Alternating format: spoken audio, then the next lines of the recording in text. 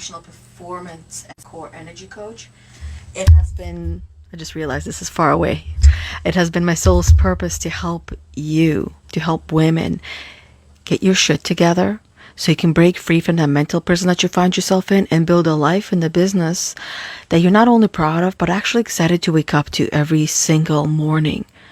That you actually want to get out of bed, that you actually no longer want to snooze that alarm, that you finally feel that sense of awe and excitement and joy and something and pride and fulfillment, something to live for, versus where you find yourself now, trapped in your mind, not wanting to wake up, not wanting to start your day, not wanting to do things for yourself and for your business, but not actually doing them.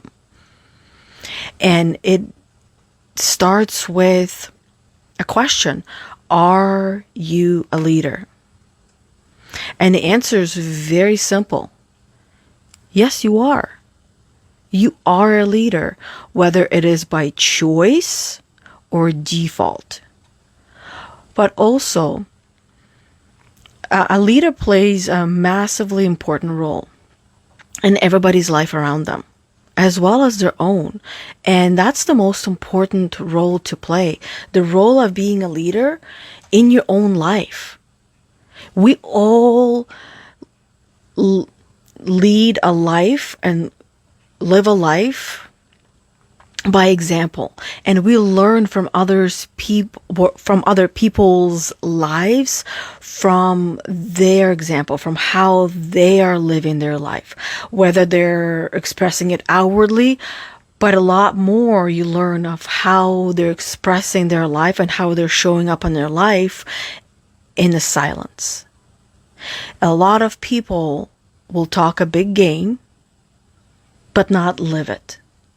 And one thing I have noticed in common with the most powerful leaders in the world is that they're not doing very much talking about what they're doing and how they're doing it, and essentially how they're leading their life, and in return leading others in their life around them as well.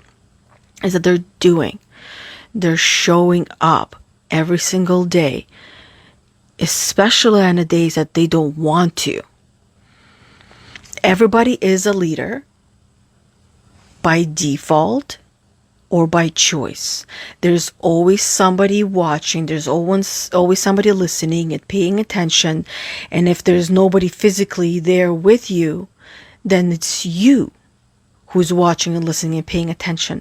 But then how you spent that time on your own will also be energetically reflected and expressed when you are amidst other people. Because what you practice in silence and in isolation is going to show through and show up when you are in public. One way or another, people will sense it. And those who are powerful leaders, those who are healed or are on their healing journey. All of us are on our healing journey. And there are things that we get to heal from, while there's other things that we continue to work through and heal from. But eventually, we all get to a place in life where there's not much healing left to do. And we recognize that it's just now the journey itself of becoming the best version of yourself. That is what quote unquote healing is all about. That is what the spiritual awakening journey is all about, is becoming the best version of yourself. So a leader is someone, now let me tell you a little bit about you as a leader. A leader is someone who inspires, guides, and influences others towards achieving a common goal. A leader is not limited to a position of authority or to a title. It's about the qualities and actions that motivate and empower others. It's about how a leader shows up. Leaders are often characterized by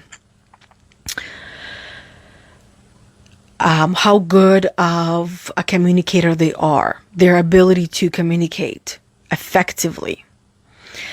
How good are they at making decisions? Showing empathy. How empathetic is that leader? And leaders also fostering a sense of community and purpose. So many of you are mothers in this Heal the Unicorn Emotional Healing and Spiritual Growth for Women Facebook group. Many of you are mothers. If not the majority of you are mothers. As a mother, you have done all of these things by choice or by default, day in and day out. And sometimes you found yourself tired and maybe unable to communicate effectively, but you did your best because, as we all know, it can be challenging, if sometimes not impossible, to communicate effectively with our offsprings, especially when they're really young and then they're growing up, maturing, because there is that, what I call it is a language barrier. You're from different eras, from different decades. You have an enormous amount of experience and wisdom, while the child is completely brand new to all this. You've gone through your experiences. You know what's good and what's bad, while the child is learning. And you're still learning as well. You just have other things to learn about. You have things that you have experienced and see that there's pettiness, where, oh, this is not worth getting upset about or crying or being angry about, while the child doesn't. So it becomes challenging sometimes for parents to communicate effectively. Right? Right, all right. So when it comes to your family, whether you're organizing a family event, right? When you organize a family event, or you're providing support, or you're helping your child to work through what they're going through, or you're setting a positive example, you're leading by nurturing and guiding those around you. You are a leader that is showing how it's done. And those around you, they watch, see, and observe. We learn more from watching and observing and doing than hearing, translating, understanding, and then doing. That's why when you start a job, if you were given a book to read on everything how to do for your job, how many of you would be 100% prepared to walk into that job and do every single thing perfectly at that job? Chances are, most of you would not be able to. Most of you would still need to practice each and everything. That is why there is that training period for a job. When you walk in, they take you through everything, mostly just the building for the first day, because they ease you into it. Otherwise, it becomes too much all in one day. You're guided through the whole entire thing because a leader takes you through that. And then you go day 1, day 2, day 3. They show you something and then you practice it. They show you something and then you practice it. They show you something and then you practice that. The same thing that is happening in your family. And in any situation with your friends as well, where you're going to be learning something and then it's time to apply what you learn. With your children, with your partners, with your spouses. You're going to teach them something. And then it's up to you to be empathetic, calm, patient, and supportive, because a leader supports. A leader does not take over and say, "Oh, let me move over, let me do it." That's not a leader. That's a boss. Understanding the difference and then recognizing who are you being right now, and is it supporting with going towards who you want to be. Just simply recognizing you being a boss or being a leader. A boss will try to control the situation and take over. A leader would not. A leader will be patient from the side and only steps in if there is a need and an invitation to step in, and does so in a way not to completely let the other person just sit on the sidelines. When at work, the difference between a boss and a leader, a boss will tell you what the project is and how to do it, and you go get it done. A leader will tell you what the project is, let you know how to do it, and ask you if you have any questions, if you need any help, if you have any suggestions, let me know, right? Starting with, what questions do you have? Can I help you to understand it better? Let me know how I can help and support you. Anything comes up, come let me know and I will help you through it. Whereas a boss, go do it, get it done by this time, and that's it. So the boss would be controlling and dictating, while a leader will be understanding and supporting and teaching. So that's with with your family, in your workplace, wherever you work. Even if you don't have an actual title for your job, and you're not somebody's leader, you're not somebody's boss, you may actually lead other people by sharing your knowledge, by sharing your wisdom, by mentoring, by supporting your colleagues, or stepping up to take on some more responsibilities. You also might find yourself helping people to work together, to collaborate on some projects or some activities that you're doing together. So that way it fosters that work environment for everyone. In your community, maybe you're volunteering or you're participating in some community projects, or maybe you're just simply being supportive to a friend or a neighbor. Maybe you helped a neighbor out to cut the grass while they're on vacation, as one of our neighbors did for us, that's amazing, because then now it shows me that, hey, let me know if you guys are on vacation, or if I do see that the grass hasn't been cut and I can tell that you're on vacation, I will do that for you as well. It lets me know, like, they showed me who they are by stepping in and seeing that our grass was getting really thick, so let's help out, lead by example. And then now I'm like, ooh, I can do that too, right? We all are each other's teachers and students as well. They demonstrated leadership in the community, and shows that I too can do that for them and for others as well. Now, of course, those that I've never met, I'm not necessarily that type of a person who would go and cut their grass and then they'll be like, who did this? Why did they do that? Right? Because I also have no way of communicating, letting them know I did that. And also that kind of actions help to strengthen and in a way shape a community as well, where we're here supporting one another. When we see one struggling in the way, or not having the time to keep up, that we can step in and help one another. When it comes to your own personal growth and evolution, when you pursue your self-mastery, when you spend time in personal development and in personal growth, in your self-improvement area, you lead by example, and you show others not only how are you growing and evolving, but what's helping you.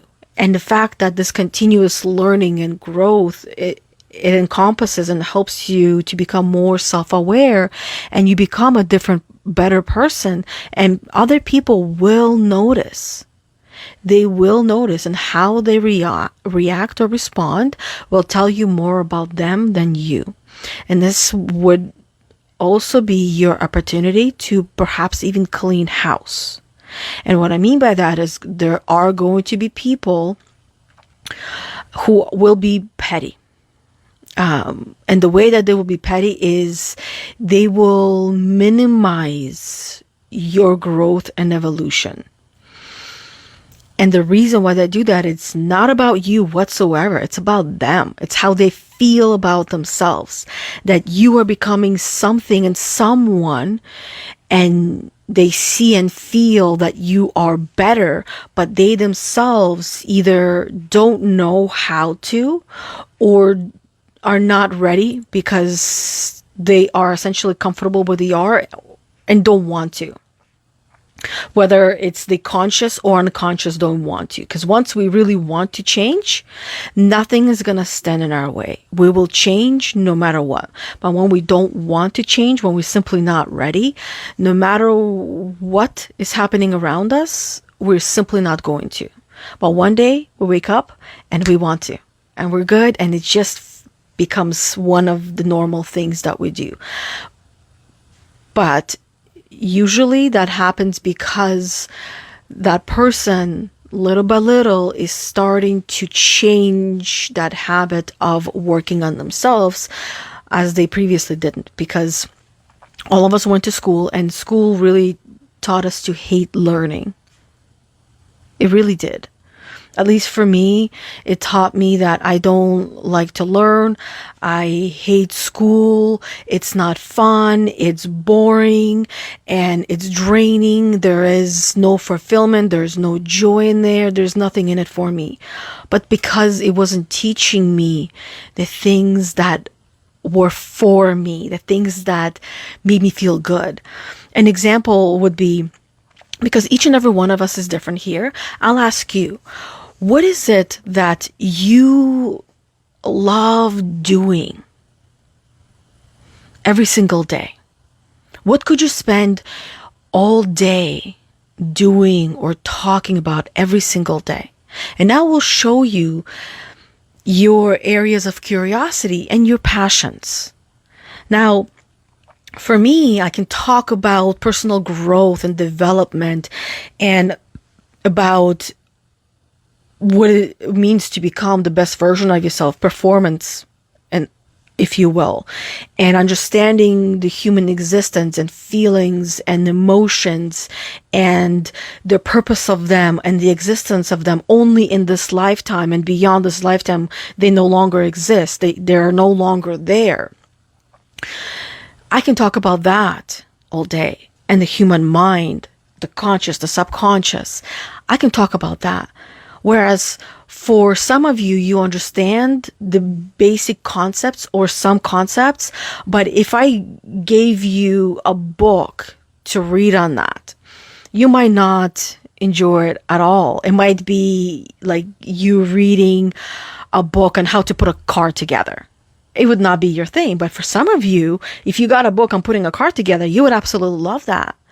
Each and every one of us has our own gifts, things that we're really good at, that we enjoy, that we hear it once and we get it and it makes sense and we learn from it, and we're able to then give that information to others and share that information, while other information, let's say history as an example, you might not even hear it. You might not even grasp that concept because it's not meant to be for you.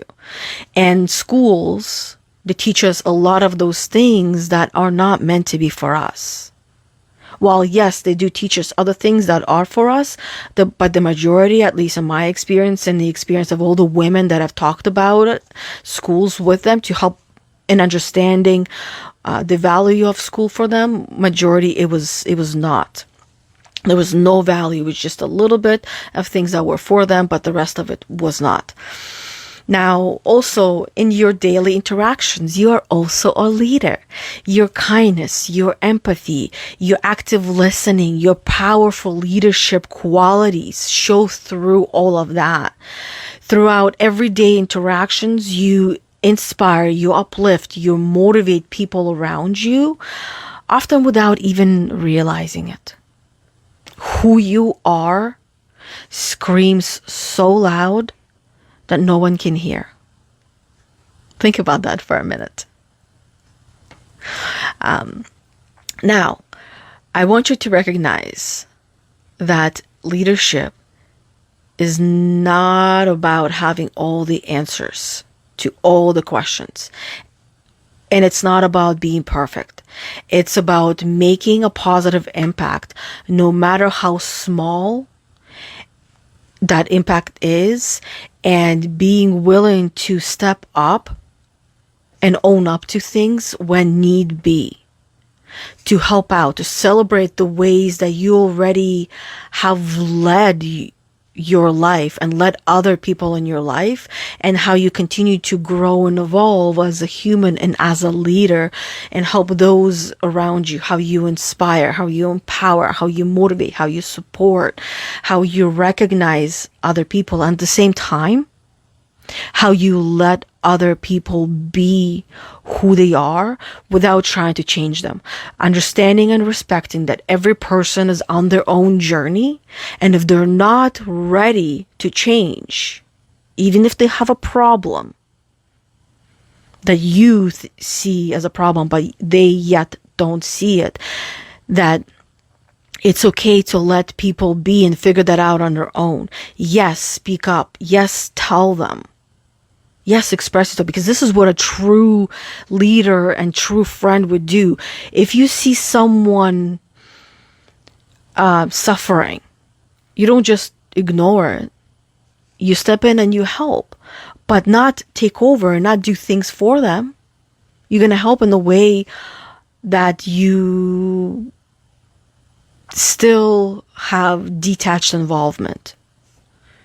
And that's something that is going to be different depending on the situation.